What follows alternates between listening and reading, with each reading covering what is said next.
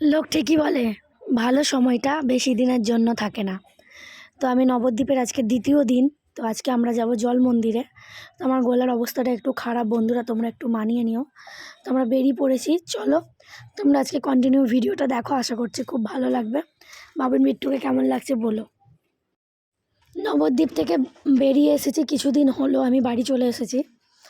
আর ব্লগগুলো তখন ছাড়া হয়নি, কারণ তোমরা সবাই জানো আমি শর্ট ভিডিও করি, যার কারণে আমি একটুকুও নেট পাই না। তো আজকে একটু নেট আছে বলে তাই তোমাদের সাথে ভিডিও শেয়ার করছি।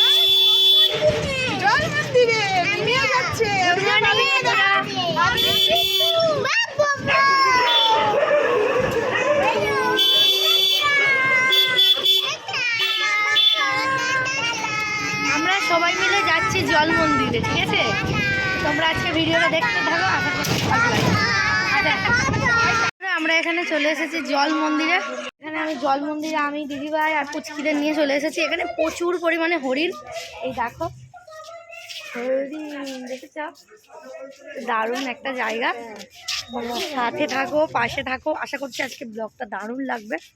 আর আজকে কেন কদিন ধরে আমি গোটা ভিডিও দেওয়ার চেষ্টা করব, কারণ এটা শুধু মানে কি বলবো, আমার তোমাদের সাথে শেয়ার করা না, এটা একটা আমার ফোনে ক্যাপচার করা থাকবে।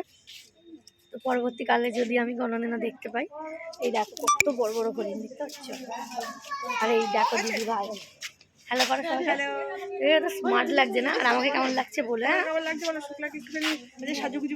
দিদি ভাই আমাকে এই জামাটা দিয়েছিল, এই হাতটাও দিদি ভাইয়ের, সবকিছু পরে একদম। আরে দিদি ভাই তো দিয়েছে আমাকে। হ্যাঁ, কি ওটা? হরিণ।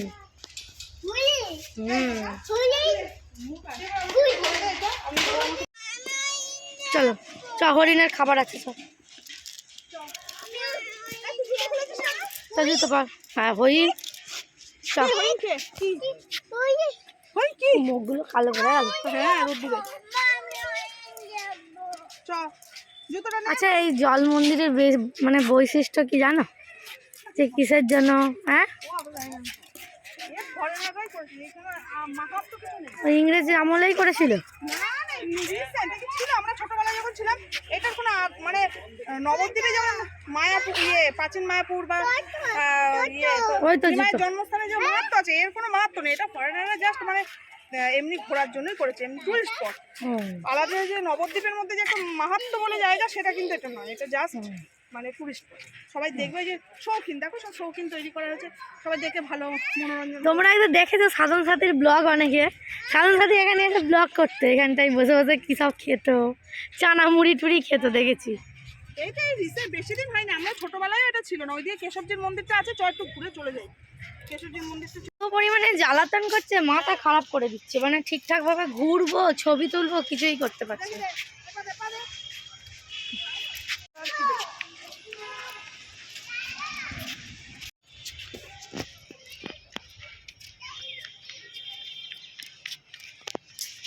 এখন আখের রস খাওয়া হবে, অনেকক্ষণ ঘোরা হয়েছে।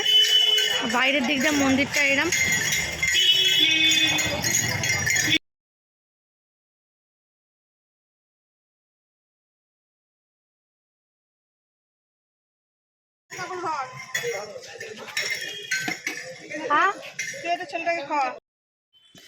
বহুদিন ভিডিও শেয়ার করা হয়নি তোমাদের সাথে। তো যত ভাবি যে ভিডিও করব, কিন্তু আমি নেট একটুকু পাই না বেশি। তো এই যে এখানে এখন আমরা মানে কি বলবো, জল ক্ষুধার্ত, এখন সবাই আখের রস খেতে ব্যস্ত। তো ঠিক আছে, চলো আরও এক জায়গায় ঘুরতে যাব, সেটাও তোমাদের সাথে শেয়ার করব। চলো, এখানে আছে গরুর হাটাল আর কি। আর দেখো কি সুন্দর, এই দেখো মেশিন, খড় কাটার মেশিন, কি সুন্দর গুঁড়ো গুঁড়ো করে কাটা হয়ে যায়। দেখো দিদি কি সুন্দর। ও দিদি, খড় কাটার মেশিন, এটা ঘাস কাটার, ওটা খড় কাটার নাকি? তোমাকে বললাম বলে।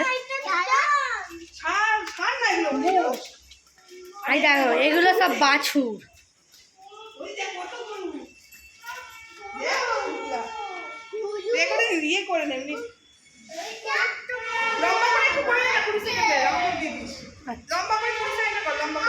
শর্টের জন্য এই যে গরু, কি বড় বড়। নতুন হয়েছে বললাম না 1 বছর এখনো হয়নি। আমি দেখি খেলছিস কেন সামনে দিয়ে? আমি এর আগে রাস্তাতে 2-1টা মোষ আরে দেখেছিলাম, কিন্তু এরম মানে ঘাটাল আমি দেখিনি। খুব ভালো লাগছে দেখতে। আর সত্যি কথা বলতে আমরা গ্রামের মানুষ, তো আমাদের একটা গরুর প্রতি না আলাদা ভালোবাসা, আর খুব আনন্দ হচ্ছে। এবার বাড়ি এসে যে আমার কপালে এত কষ্ট ছিল তখন তো জানতাম না, এখন জানলাম। ধরে এখানে বেশিরভাগ তোমরা সবাই জানো যে নদিয়া, কৃষ্ণনগর, শান্তিপুর এগুলো সব তাঁতের রাজা। তো এখানে দেখো তাঁত বুনছে, কেমন তাঁত বুনছে না, মার দিচ্ছে, তাই মার হচ্ছে।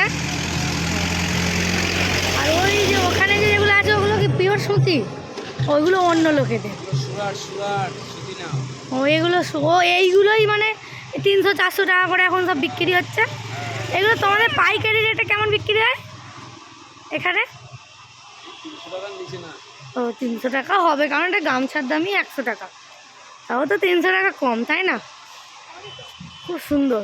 চলো চলো, এখানে মানে হচ্ছে না কি জানি, কাঁধ বোনা হচ্ছে নাকি? এই যে আবার ভাঁটাও আছে, ওই যে ওখানে কত লোক আবার টান দিয়েছে। এখানে কেমন মার দিয়ে দিয়ে রেখেছে দেখো, এখানে আবার সব জায়গায় কাপড়।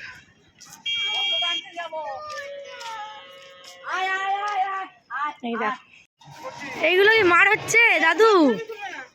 ওইগুলো পিওর তাঁতের শাড়ি। হ্যাঁ, বাড়িতে হয় না, তোমরা শুধু মার দাও? মার দিয়ে কি ইস্ত্রি করো না? ইস্ত্রি করতে ও, আমার বাড়ি হাওড়ায়, হাওড়া বাগনান, শুনেছেন? ওটাও হচ্ছে না, ওটা পোড়া শাড়ি।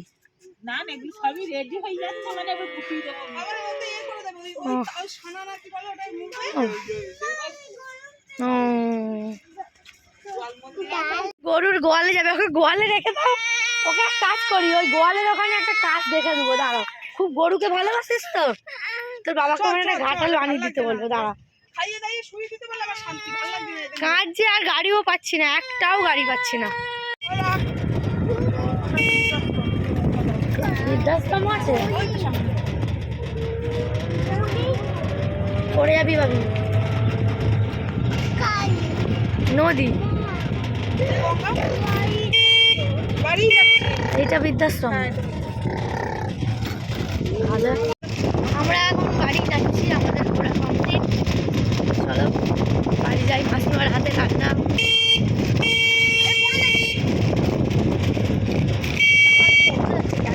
তো বাড়ি যাওয়ার সময় দিদির ফোন থেকে একটা রিল বানালাম। তো যাই হোক, চলো বন্ধুরা, আজকে ভিডিওটা আমি এখানেই শেষ করছি। ভালো লাগলে লাইক কমেন্ট করে দিও, সাবস্ক্রাইব করতে ভুলো না। আমার পাশে এইভাবে থেকো। টাটা বাই, কালকে আবার একটা নতুন ব্লগে দেখা হচ্ছে।